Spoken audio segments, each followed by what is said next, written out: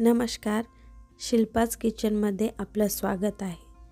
आज आपण फोडणीचं वरण पाहणार आहोत। त्यासाठी ही मी तुरीची डाळ घेतलेली आहे। ही 1 वाटी तुरीची डाळ आहे। ही गुजराती तुरीची डाळ आहे। ह्या डाळीला पूर्णपणे ऑइलमध्ये कोट केलेलं असतं, यामुळे मी हिला धुवून घेणार नाही।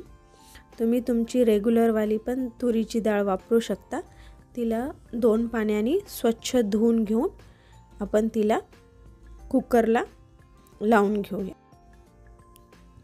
कुकर घेतलेला आहे आणि कुकरमध्ये मी आता डाळ काढून घेते आणि यामध्ये आवश्यकतेनुसार पाणी टाकून घेते। 1 वाटी डाळ असल्यास तुम्ही 2 ते 2.5 वाटी पाणी टाका। आता यामध्ये मी 2 चमचे मीठ ॲड केलेला आहे आणि 1 चमचा हळद ॲड केलेली आहे। हे आपण सर्व व्यवस्थित मिक्स करून आपल्याला कुकर लावून घ्यायचा आहे। आता आपल्याला याच्यात 3 शिट्ट्या करून घ्यायच्या आहेत। आता वरणासाठी लागणारं साहित्य: कढीपत्ता, लसण, 10 ते 15 हिरवी मिरची आणि हे 3 टोमॅटो। हिरवी मिरची मी मधून अशी कट करून घेत आहे। ह्या तिखट मिरच्या आहेत। तुम्ही थोड्या तिखट आणि थोड्या कमी तिखटवाल्या पण मिरच्या वापरू शकता। याच प्रकारे मी सर्व मिरची कट करून घेते। सर्व मिरची कट झालेली आहे। आता आपण टोमॅटो पण कट करून घेऊया। वरणासाठी लागणारं संपूर्ण साहित्य आता आपलं तयार आहे। हा कढीपत्ता, मी लसणाच्या पाकळ्या अशा खलबत्त्यामध्ये मोठ्या अशा ठेसून घेत आहे।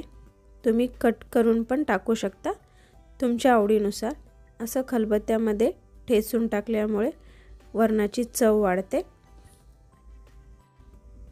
या प्रकारे मी लसण जाडसर असा ठेसून घेतलेला आहे।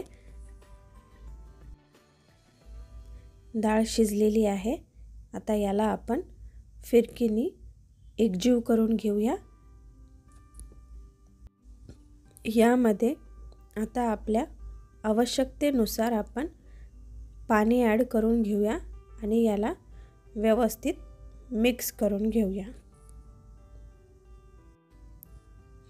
आता हे तयार आहे। याला बाजूला ठेवून देऊ आणि वरणाला फोडणी देऊ। कढईमध्ये मी 2 माप तेल ॲड करत आहे। ऑइल चांगलं गरम झाले। आता यामध्ये 1 चमचा मोहरी, 1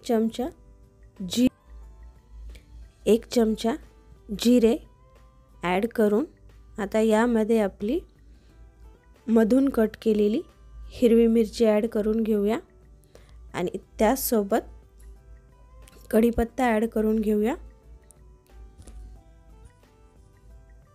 आणि लगेच आपण ठेचून घेतलेला लसण ॲड करूया। हे सर्व आपण व्यवस्थितपणे मिक्स करून घेऊ, लसण आपला चांगला लालसर होईपर्यंत। हे पहा, लसण आपला चांगला लालसर झालेला आहे। यामध्ये आपण 2 मीडियम साईजचे टोमॅटो जे कट करून ठेवले होते ते ॲड करून घेऊ आणि याला चांगलं कव्हर करून टोमॅटो सॉफ्ट होईपर्यंत आपल्याला याला शिजवून घ्यायचं आहे।